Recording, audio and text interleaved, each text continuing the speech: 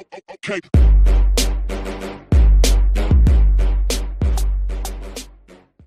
Welcome, Wargamers. Doug here with 2 Plus Stuff, and we got some big news in our inboxes today as far as what's going on with Age of Sigmar and 40k here from the weekender they had at Black Library. So let's go ahead and transition right over there, and we'll get hopping into the news. Now, of course, this comes out at I'm doing this at 9 o'clock my time, Pacific Standard Time.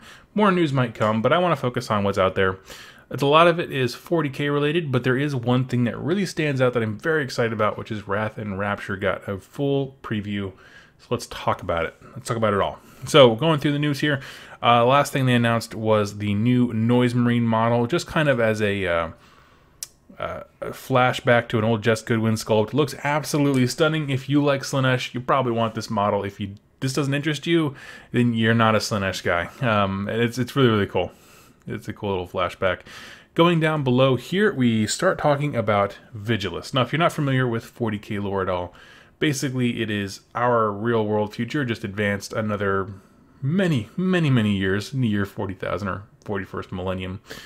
And the galaxy, the Milky Way galaxy, has been split in two by this like warp storm where chaos pours out and stuff like that. And there are a few points across the length of this warp storm that are safe for travel, to go from one side of the galaxy to the other. Again, this is incredibly abbreviated. It's a really cool story. You should go learn about it. But one of those planets is Vigilus. And we've actually been seeing it a lot. While 40k has mostly been focused on codexes, they haven't really delved much into the updating the lore as far as the new system goes. And so now that the codexes are kind of almost all set up, they're starting to go into story mode, which is really exciting, really fun sounding. They're starting the things on Vigilus. So they have Eldar versus Ultramarines in one box set. Speed Freaks takes place in Vigilus, as well as Admech versus Genestealer Colt in Kill Team. All of those 3 box set releases, the last 3 sets of releases they had, all took place on Vigilus. In support of that, they are also bringing in a named character as a Primaries Marine. This is a huge deal, because for the longest time since the game's release, there has been, since the new edition's release, I should say, Primaries Marines have been kind of this section of Space Marines, but kind of separated from it. Like, you can't mix a Primaries model into a unit of Space Marines. You can have 2 units, one of each, but you can't mix and match quite the same. As far as Primaries Marines go now, this is Marnius Calgar. He is one of the leaders of the Ultramarines. Used to be the leader until their Primarch reboot Gilliman came back. And as far as I know, he is the first named character to get moved from being a normal Space Marine to being a Primaries Marine in the real world. I mean, I know that there's like the story is that Space Marines become Primaries Marines, but we've never seen a named character make that jump. And so, tell me if I'm wrong about that. Leave in the comments down below. Very excited about that.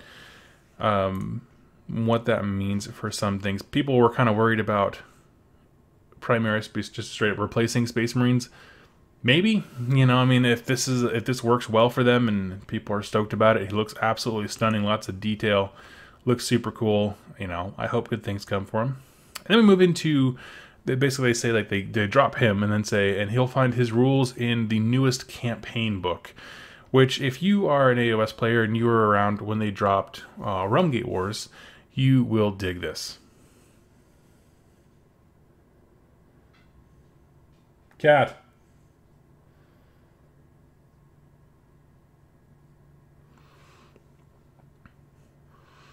Basically, it's just a book full of art and all kinds of cool stuff, missions, story arcs, and really just is meant to support the game and make it more interesting, frankly, when it comes to, I don't know, how these models interact. I think it was important for them to get the codexes out first, but now that we have most of them out, moving into narrative stuff and making the game, frankly, more interesting is an important next step. So we'll scroll down here. Of course, down below we have a new Kaos Lord they're releasing with a big old jetpack and covered in trophies. I love it.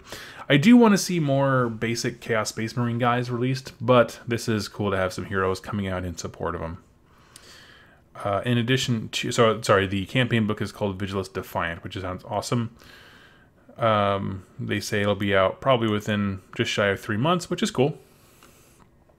And then we move into a campaign system they call Urban Conquest, which has you fighting over giant, what they call hive cities, cities of unimaginable size, but they don't really go into detail about how it works. You know, it's modular, map-based, but they don't really go into anything specific. They show some cards in the images, but that's it. So there's not much to talk about there, because simply there's not much to know. Next is Gene Stealer Colt, which people have asked me. I did sell off my Gene Stealer Colt a while ago, but that's okay, because this is going to make someone else super, super happy. Got a cool ATV, some motorcycles. There's nothing really in the trailer as far as new models besides these two, and they look super dope. Then we move into the thing that I'm really excited for, the thing that really prompted me to actually make this video, which is Wrath and Rapture. So, here's the deal. Wrath and Rapture is a sort of game agnostic thing. It says on the front of the box, which we can show later on, it is for both Warhammer 40k and Age of Sigmar. Up until this point, a lot of the demon stuff coming out has just said Age of Sigmar, so it's cool that they're kind of including the other one. It is a game between Khorne and Slaanesh, which we knew from the last Blood and Glory studio preview, I think it was. But now we're actually seeing the full set. And so based on what I'm seeing from those images, we have a unit of 10 Demonettes, 5 Seekers, not Hellstriders, Seekers, which is the Demonettes riding the horses. A Harpist, who is some kind of solo, probably going to buff Slaanesh demons nearby, kind of like the Sloppity Biopiper, I would imagine. And then the Slaanesh Fiends, the newer models that were previewed, which I actually pulled up the picture of so we can take a look at these guys. Based on their size, let's watch that again real quick here towards the end. They look pretty big. Like, I'm just seeing the Fiends in the background. No, not really a good size comparison angle, but they look pretty darn beefy. Oh, there, that's a better one. There's the Demonette standing right next to him. So yeah, they look to be almost twice as tall as a standard Demonette, which is cool. We have our Harpist up here in the top. Let's blow this up. We have our Harp player at the top, and they're here. Looks like, yeah, 10 Demonettes. 1, 2, 3, 4, 5 Seekers. That absolutely adds up. What I do see is 1, 2, 3 Fiends here, and I'm curious how many come in a unit, or come in a box, or come in this specific box.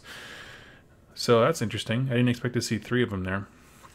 And then on the Khorne side, it looks like we have Blood Crushers, the Bloodletters who ride Khorne Juggernauts. We have Bloodletters, which is the basic infantry guy, Flesh Hounds, and then down below here we see Karanak, and we'll talk about him in just a second. Able to summon in more Flesh Hounds. So this is all super exciting.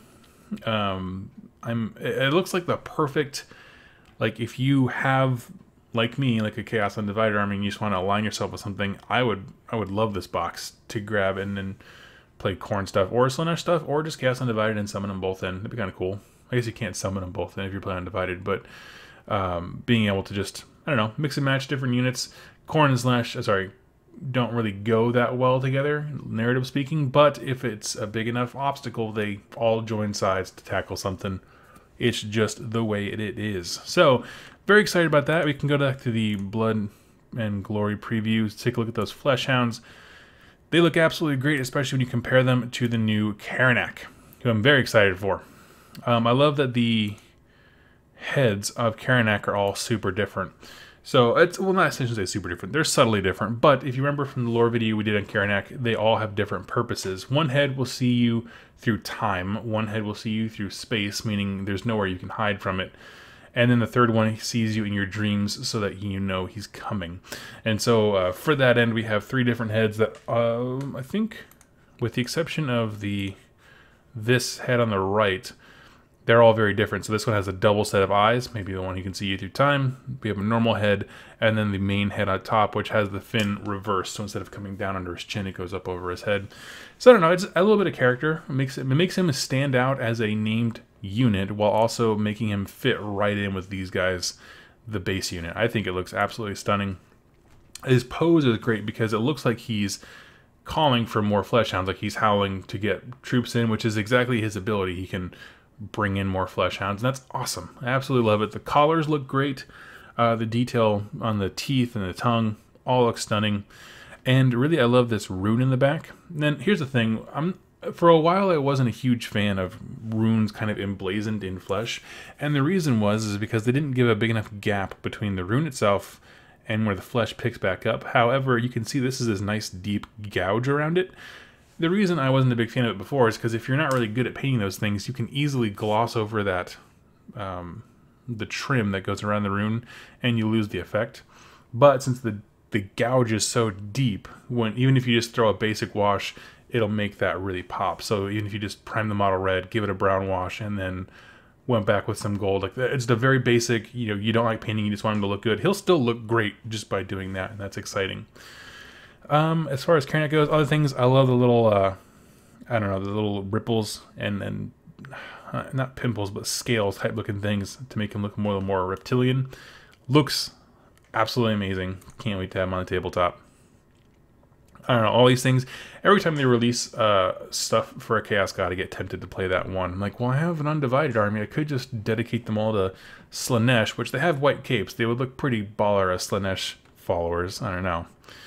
And that's pretty much it for that. One thing that did surprise me, and I brought up a picture here, is when Blight War came out, it was basically the Nurgle Start Collecting box plus, I think it's Morbidex Slimex, the guy riding the snail on the bottom.